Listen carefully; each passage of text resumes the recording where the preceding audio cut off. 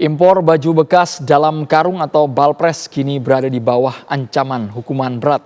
Menteri Keuangan Purbaya Yudi Sadewa memastikan mafia di balik impor ilegal ini tidak hanya dipenjara, tapi juga diberikan hukuman tambahan denda yang membuat mereka jera.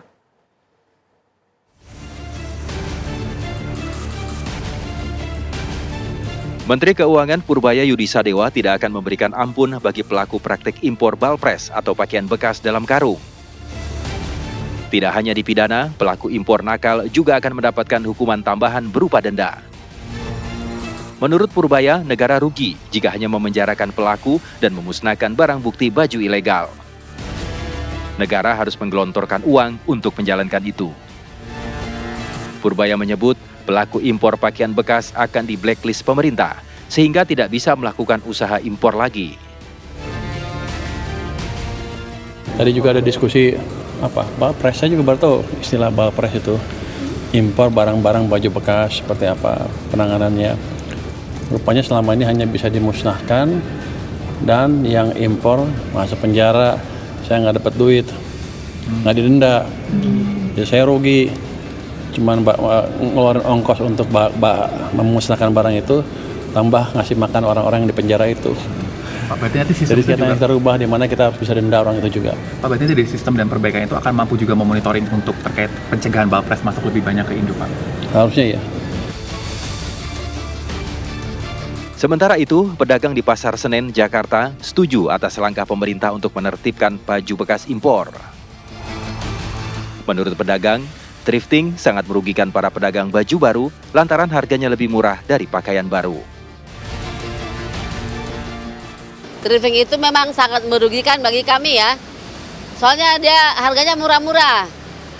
Jadi kalau dia murah-murah, kayak sepertinya dia ada 300, ada 25.000, bahkan ada yang 10.000, kita mati di sini Pak yang barang asli. Pemerintah berupaya mengembangkan UMKM legal yang dapat membuka lapangan pekerjaan. Dari Jakarta, tim TV One mengabarkan. Menteri Keuangan akan kembali menertibkan penjualan pakaian bekas impor. Hal ini untuk memberikan ruang bagi UMKM menjual produk tekstil dalam negeri. Apa harapan pengusaha dalam negeri terkait rencana Menkyu itu? Sudah bersama saya saat ini Ketua Umum Asosiasi Produsen Serat dan Benang Filamen Indonesia, Bang Retma Gita Wiraswata. Bang Retma, saya ingin tahu karena ini bukan barang baru sebenarnya. Saat Zulkifli Hasan menjadi Menteri Perdagangan pun sudah sering pemberantasan baju impor ilegal. Ada data menunjukkan 2.500 lebih penyelundup baju impor kala itu ditindak. Tapi sekarang ternyata tumbuh subur. Kesulitan berantas mafia pakaian bekas ini apa, Bang? Ya memang pada waktu itu kita juga apresiasi ya apa yang dilakukan Pak Zulhas ya. Tapi memang kewenangan Pak Zulhas itu kan hanya pada menindak pedagang yang di pasar. Pak Zulhas tidak punya kewenangan untuk menindak importirnya.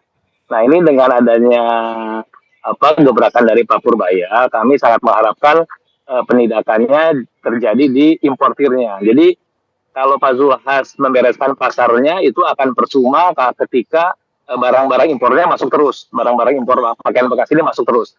Tapi kalau kita menyelesaikannya justru di sumber utamanya yaitu importirnya, saya kira ini akan lebih kinerjanya akan terlihat lebih signifikan ya pengaruhnya dibanding menindak hanya pedagangnya saja begitu. Tapi Bang Retma memang mengakui selama ini ekosistem pakaian bekas ini sudah terbentuk di Indonesia, permintaannya juga tinggi.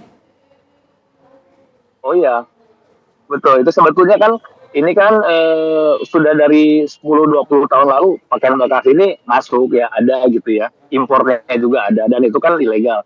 Nah, tapi jumlahnya sangat-sangat sedikit, jadi tidak terlalu mengganggu ekosistem industri tekstil secara keseluruhan. Nah, ini kan dalam 4 tahun terakhir, ini kan makin lama makin masif nih barang impor pakaian bekas masuknya.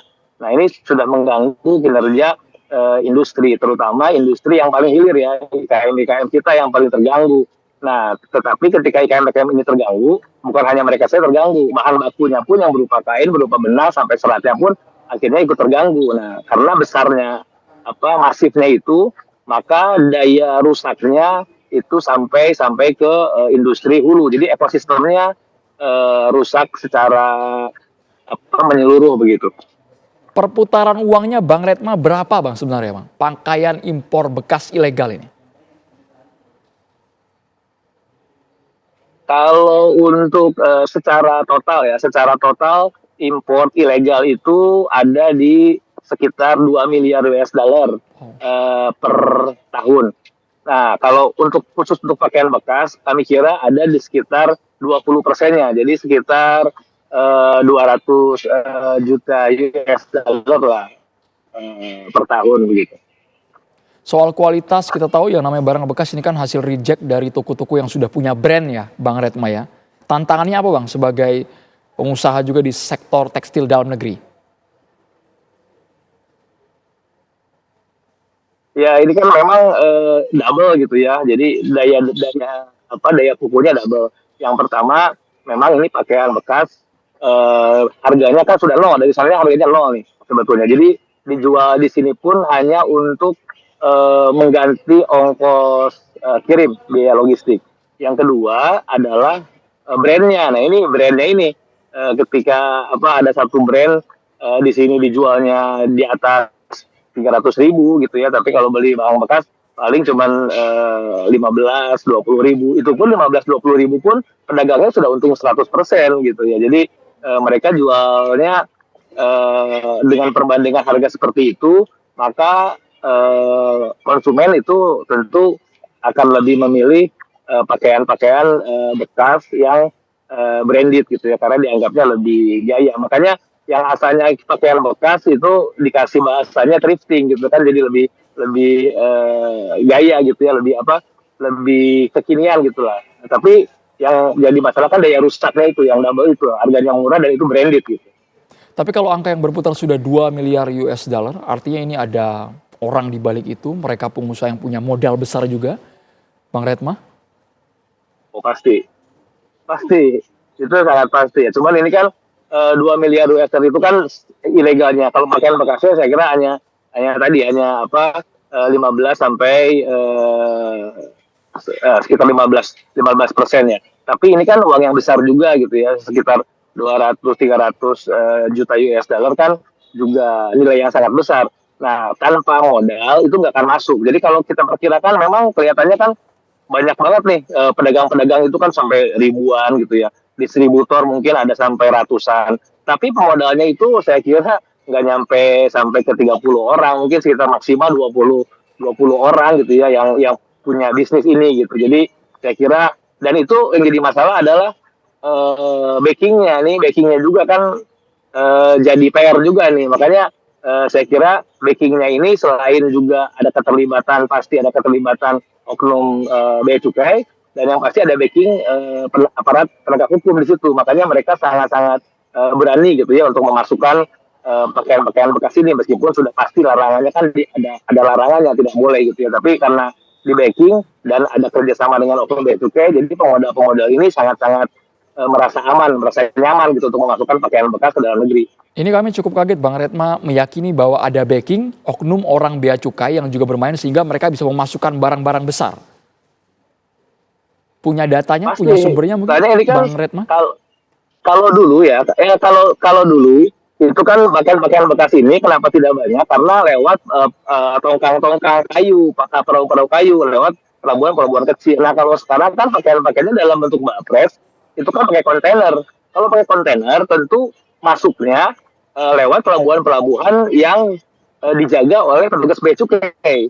Nah ini kalau nggak ada kerjasama dengan petugas bea cukai itu sudah lama banyak yang ditangkap gitu ya, karena kan ada pelanggarannya, pasti pelanggaran HS. Kalau dia pakai HS pakaian bekas kan pasti ada tidak boleh masuk.